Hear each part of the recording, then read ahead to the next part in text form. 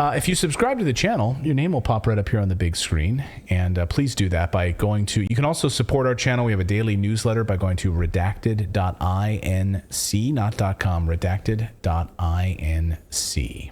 Somebody asked, if you're non-binary, what title do you get? Lord or lady? Is there a cis title or non-cis title? So. I really don't know. I don't know. Like we were talking to someone who was it? Where did they go? The Nordic last names that are like Odin son or Odin daughter, like, right. Do those change for non-binary people? I wonder what I only know the conversation around around English language. So if you know the answer to that, let us know. I am interested. Maybe it's like Odin child. That's a Odin child. Odin child. Odin son. Odin offspring. No. Anyway, okay. Is the World Cup a place to show your politics? That is the question, because it is 2022 and we have a major sporting competition. And in this day and age, everything has to be a woke fight. So is World Cup the place for it? Some players thought it was and have decided, actually, never mind. So here are a list of some of the activist moves that were going to happen and now probably won't happen. The background for this is that Qatar, the host country, is a Muslim country, so they observe Sharia law. And in Sharia law, homosexuality is forbidden and illegal, punishable even with jail time. Some European teams had threatened to wear rainbow armbands in the tournament to protest these religious laws. Particularly, the rainbow bands were meant to protest the fact that homosexuality is illegal in this place. Apparently, those players have walked it back. What's the soccer equivalent of that? Like traveled? I don't know. I'm not a offsides. Backpedal. There's nothing for going backwards. Okay. Handball. I don't know. So they changed their minds. You know why? They don't want a yellow card, because FIFA has said that anyone who does something like this, that disrespects the host country, will get a yellow card before they even take the field. And, if you get 2 yellow cards, you're kicked out of the game. So no player wants to start the game with this disadvantage, with automatically already 1 yellow card, which I guess begs the question. Some people think that some things are worth taking a penalty for in order to show your politics, but do you work your whole life to get to an athletic event only to be kicked off for a fight that's not yours? Or is it yours, right? And so I think these are big, interesting questions. Likewise, the U.S. men's team did not display any signs of activists when they originally had rumblings that they were going to show up with a rainbow crest on their uniform.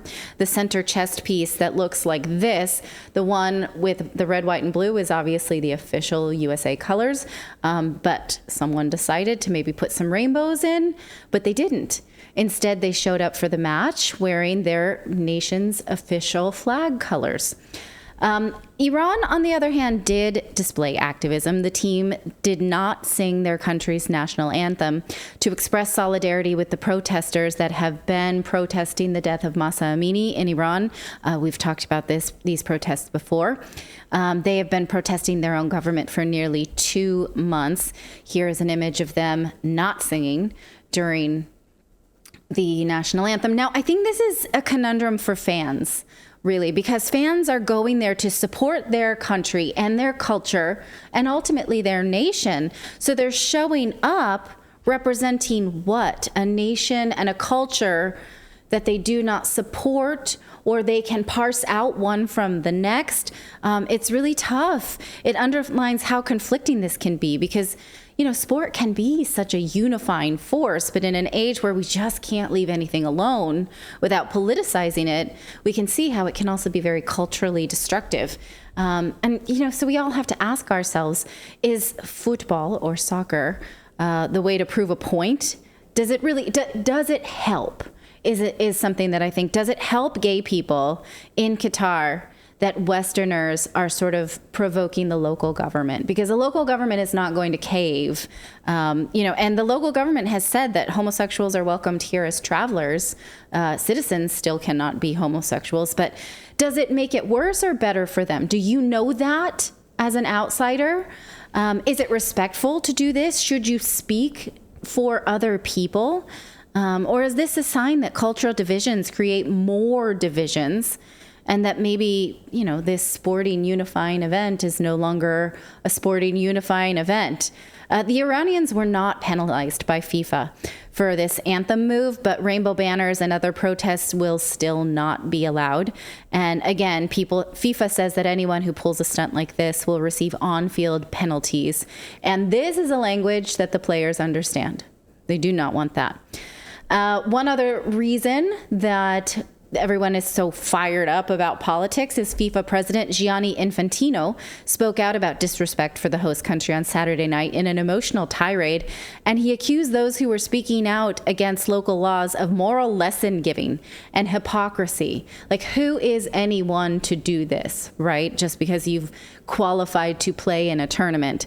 And he also spoke about the government's decision to reverse its stance on beer sales. Originally, they were going to allow beer sales in the stadium when, for the most part, they do not allow that in that country because they don't allow alcoholic beverages.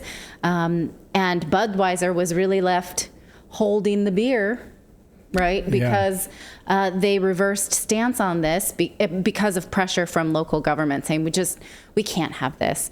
And Infantino, the FIFA president, said, I think personally, if for 3 hours a day you cannot drink a beer, you will survive. I would just like to point out that not drinking beer makes you more likely to survive. So he is actually 100% correct. That's very woke of you, though. I wouldn't say that. Is it? No, I don't know. I think woke culture actually actively hides the pathology that results from drinking. I think woke culture wants nothing to do with breaking that down at all. I mean, they protect beer sales and alcohol sales and all of the data that goes shows that alcohol is not just a disease of the addict, but actually bad for everybody. No, woke people do not want to look at that at all. No. They wouldn't have had Erin Andrews the other day. She was doing a segment she was sitting in front of Crown Royal. She had a glass of Crown Royal. It was like Crown Royal is giving away like food bag. What I forget. Does anyone know? Maybe anyone who saw this advertisement. Oh, it was an NFL game. And they're promoting. When did they lift the ban on hard alcohol on television? Remember you were not allowed to see that on television for many, many years. It was only in print ads, and then suddenly that's back now. Anyway, she was there holding a glass of Crown Royal, talking about Crown Royal is giving away these little purple bags of food to people in need. Oh, yes, that's right. I saw that too. And then she's holding a Crown Royal. She's like, Crown Royal is giving back. And I'm like, well, it's a great message. It's a great message we're sending there for everyone too. Right. No, I mean, there's nothing there for woke or leftists to go after alcohol because they want it for themselves. They would never do anything that hurts themselves, like Vivek Ramaswamy talks about in his book about summer vacations. That disadvantages poor and children of color, but wealthy woke people who take ski trips to Breckenridge are absolutely not going to advocate for anything that would preclude their ability to do that. So if you come from the Vivek Ramaswamy school of thought, it's like, okay, I'm watching a FIFA game, so let's just watch the game. I don't need your politics, just in the same way if I go to a movie, I don't need to know Brad Pitt's politics. Because we are allowing people who are privileged, famous, wealthy to put their politics above people who are not. Right. Because they have a world stage, so they are going to promote something.